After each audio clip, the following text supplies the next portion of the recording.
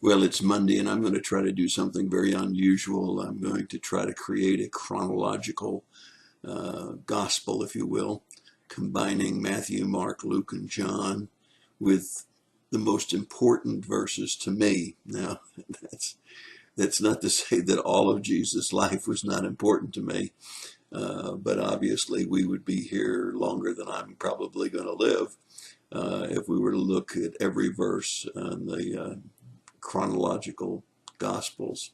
But nevertheless, we're going to make an attempt here to marry them together in chronological order. And if there's parallel passages where the same story is told, same event is told, that we will be able to tell you the details of that event as seen by all four of the gospel writers. So first of all, it's important for you to understand the gospel writers. Matthew, a Jew, Levi, the tax collector, son of Alphaeus, an apostle of the original 12 apostles, wrote as a Jew, putting emphasis on Jewish things for the Jewish mindset, probably between 58 and 68 AD. Mark is a writer who writes approximately 55 to 64, therefore may have been the earliest of the gospel writers. But realize all of these writers wrote within a reasonable length of time of Jesus' life here on earth. And he writes about the power and the sovereignty of God, appealing to a Roman type mindset. Not that he was Roman, but that he was writing to that kind of a mindset and saw that character of God in the person of Jesus Christ.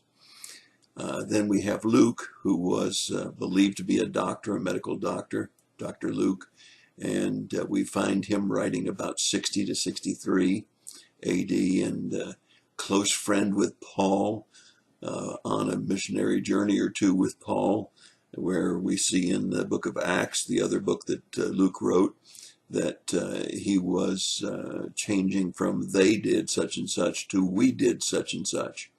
And so we know he was close to Paul. We know he was writing to an intellectual mindset and appealing to those that were thinkers, if you will, ones that were logical and analytical. All of this, of course, inspired by the Holy Spirit. John, again, one of the original 12 apostles, the romantic of the group, is writing about Jesus in a deity, seeing him as the high priest, seeing him as the one that was God in the flesh, and makes that very clear to us. He wrote around 66 to 68 AD.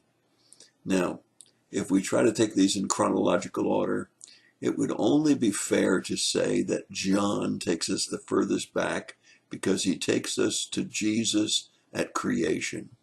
Here's what we find in John 1, verses 1 through 3, and then verse 14. In the beginning was the Word, and the Word was with God, and the Word was God.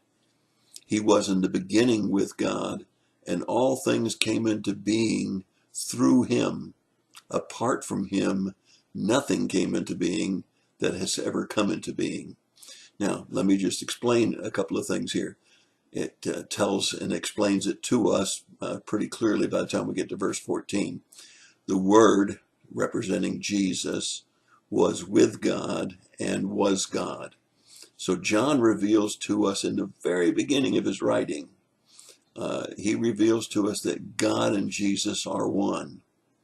And he tells us that very clearly when in verse 14 he says, and the Word became flesh and dwelt among us. We saw his glory, the glory of the only begotten from the Father, full of grace and truth. So the Word became flesh. That's the first advent. So even before the birth of Jesus has occurred, John is writing to us about the fact that he was a creator at the beginning of time, all the way back to the book of Genesis. So we have to put him first chronologically. Second chronological, I think in order of importance, is in Matthew chapter 1, beginning verses 1 through 17, where we find all of the begats. And that's usually an area, particularly in the Old Testament, that puts people to sleep.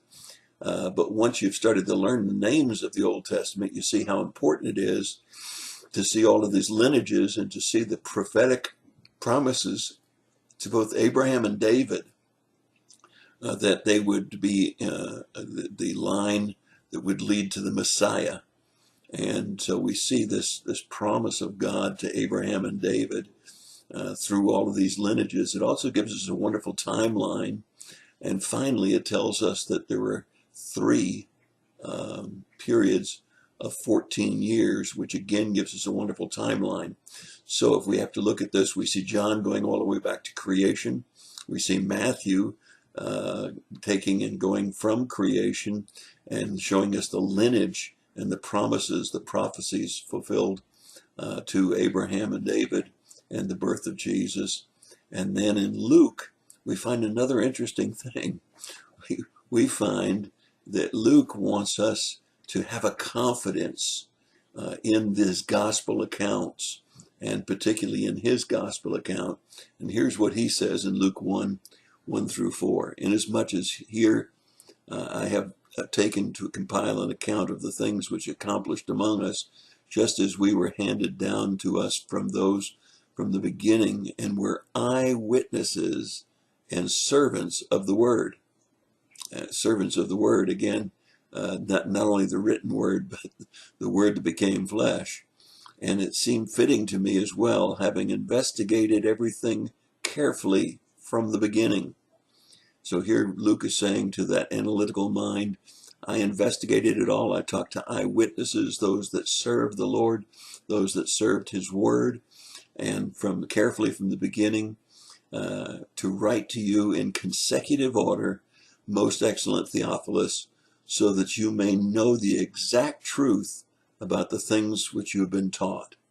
The exact truth of the things that you've been taught.